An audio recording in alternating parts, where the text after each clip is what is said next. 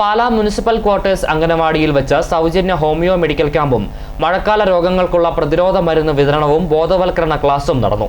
Medical ക്യാമ്പിന്റെ ഉദ്ഘാടനം Pala municipal വിദ്യാഭ്യാസ standing committee chairman Baiju Kollamparambil നിർവഹിച്ചു.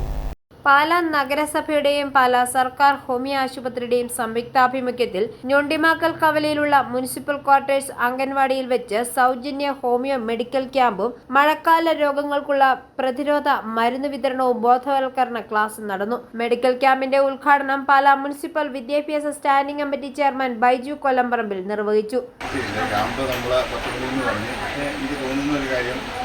നമ്മുടെ ഇങ്ങനത്തെ ക്യാമ്പ് ഈ മരീസാനിലൊക്കെ വെച്ച് നടത്തുന്ന ട്രെയിനിങ്ങിൽ പറയണം. പക്ഷേ അവിടെ നമ്മുടെ പിള്ളേർ തന്നെ 10-26 പേരുണ്ട്, 100-500 രോഗികളുണ്ട്. പിന്നെ അവിടെ കുറച്ച് പേരൊക്കെ കൂടുതൽ വരാൻ പറ്റില്ല. അതുപോലെ തന്നെ ഈ ജനങ്ങളിലേക്ക് കൂടുതലായിട്ട് ഈ ഒരു വിഷയം എത്തിയിട്ടില്ല.